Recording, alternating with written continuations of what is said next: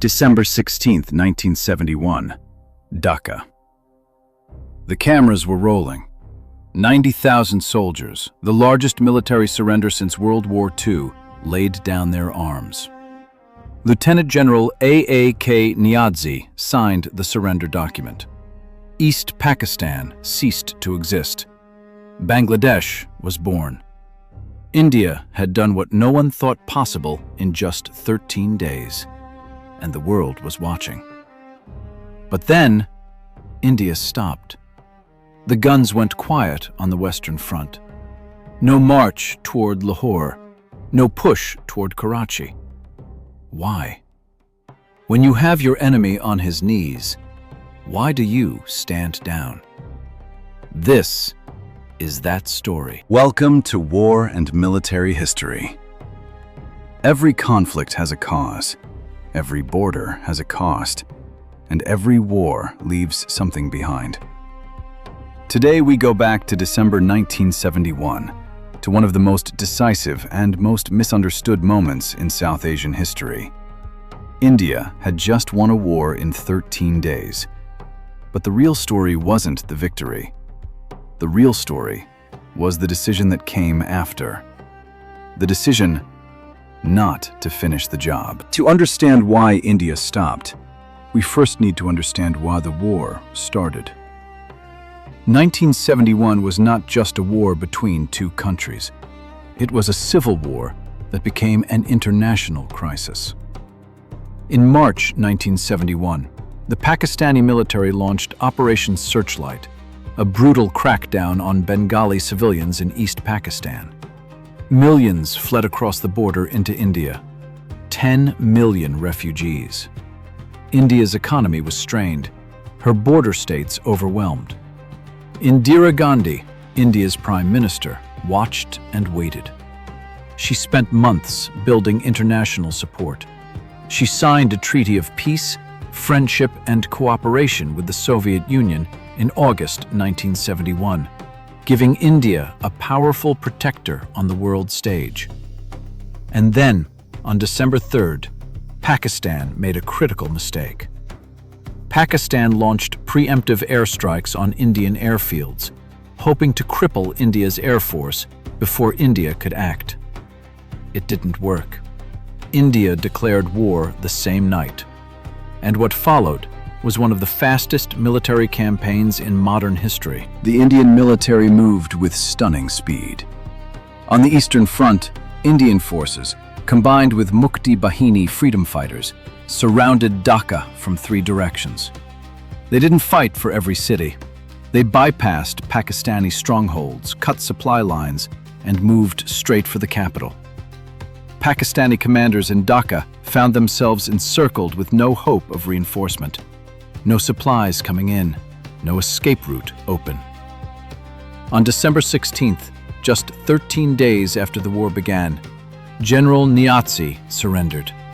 90,000 soldiers, gone. East Pakistan, gone.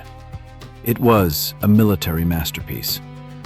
But on the Western Front, the story was completely different. While the world watched Dhaka fall, a different war was being fought in the West.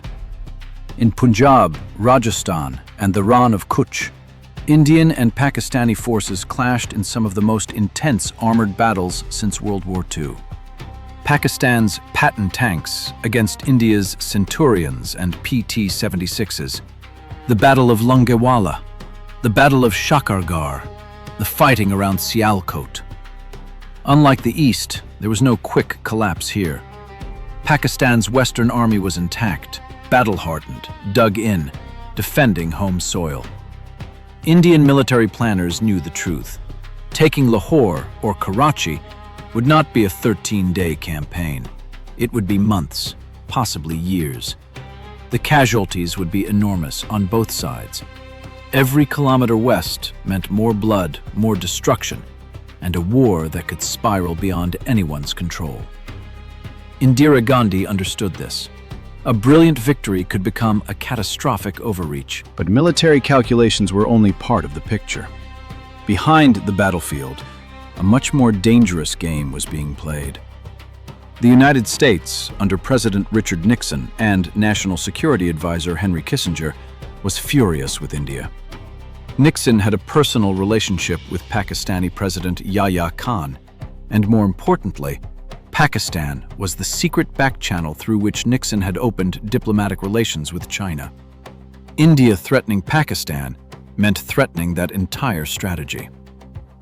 On December 10th, 6 days before the surrender in Dhaka, Nixon ordered the USS Enterprise carrier battle group into the Bay of Bengal, a nuclear-armed carrier escorted by destroyers and submarines.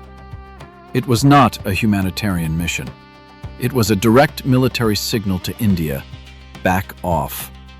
The message was unmistakable. But India had prepared for this moment.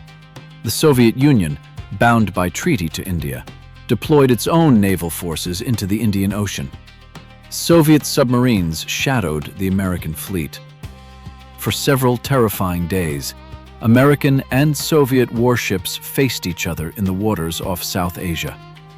The Cold War had arrived in the Bay of Bengal. India was now caught between two superpowers, one warning her to stop, one protecting her flank.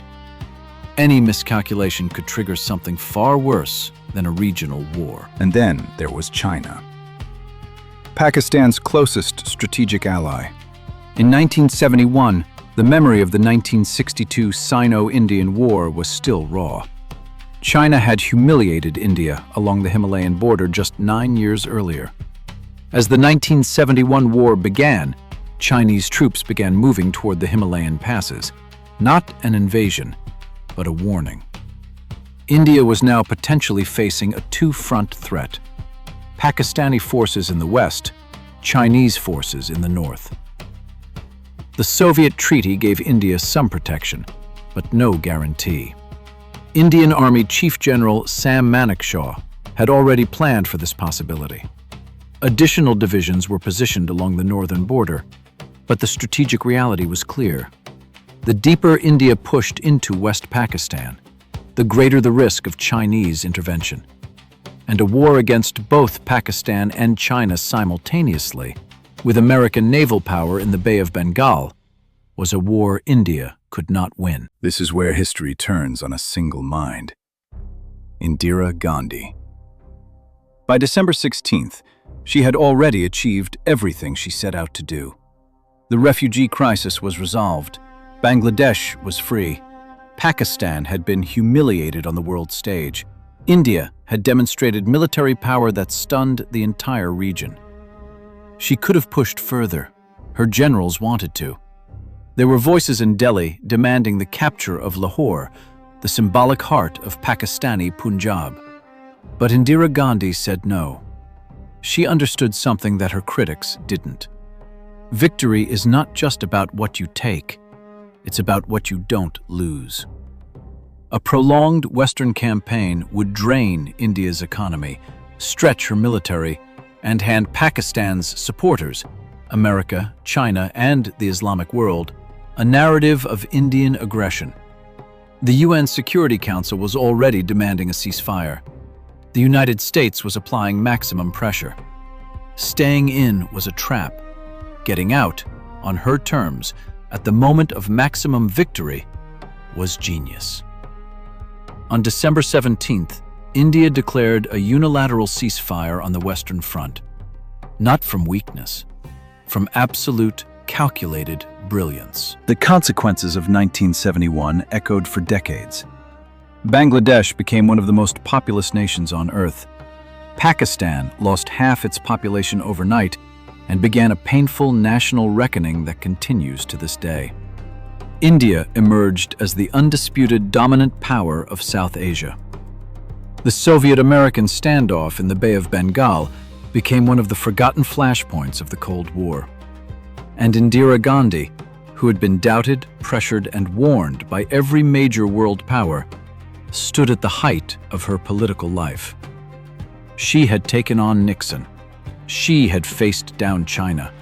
She had managed the Soviets. And she had won, completely, without overplaying a single card.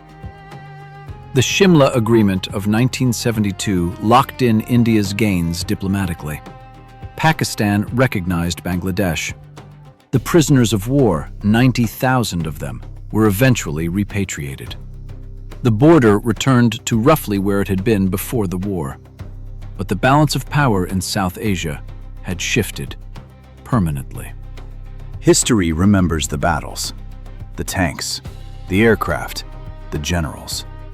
But the real turning points are often the decisions that are never made, the orders that are never given, the armies that stop when they could have gone further. In December 1971, India chose restraint. Not because she was weak, not because she was afraid, but because a great strategist knows the goal was never to destroy Pakistan. The goal was to win. And she had already won. Every conflict has a cause. Every border has a cost. And every war leaves something behind. If this story made you think, subscribe to War and Military History. We don't just cover wars. We covered the decisions, the strategies, and the hidden forces that shape the world we live in. Hit subscribe. Turn on notifications. The next story is already waiting.